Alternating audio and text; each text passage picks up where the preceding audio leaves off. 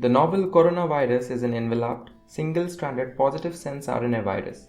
The spike protein of the virus recognizes a receptor protein on the host cells called ACE2. The transmembrane serine protease TMPRSS2 in proximity on host cells cleave the furin cleavage site or FCS on the spike protein, and the virus is endocytosed. With an increase in acidity while migrating from early endosome to lysosome, the viral RNA is released, which utilizes host enzymes to translate it into viral bodies. The protein RDRP replicates the viral RNA. Multiple copies of the virus are released to infect other host cells. ACE2 is expressed in the upper respiratory system, both type 1 and type 2 alveolar epithelial cells in the lungs, heart, endothelial cells, kidney, enterocytes, and pancreas.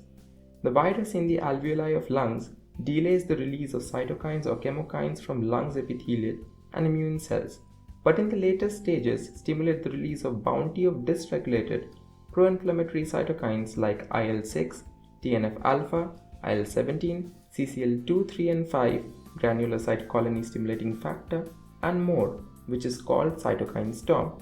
This leads to an increase in permeability of the lung blood capillaries, due to which the plasma moves to interstitial space and displaces the lung surfactant. These cytokines also lead to the influx of neutrophils and monocytes, which degrades endothelial and epithelial cells, leading to vascular damage followed by respiratory failure. Cytokine storm is also associated with multiple organ failure in a similar fashion. Angiotensin II in the host body binds to angiotensin II type 1 receptor to induce vasoconstriction.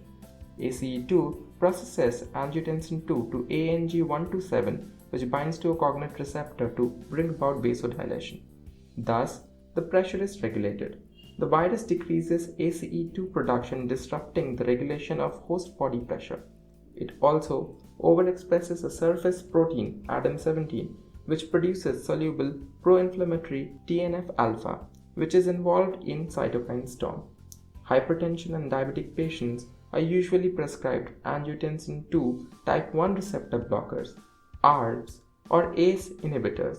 Blocking these receptors lead to an increase in ACE2, the receptor of the novel corona.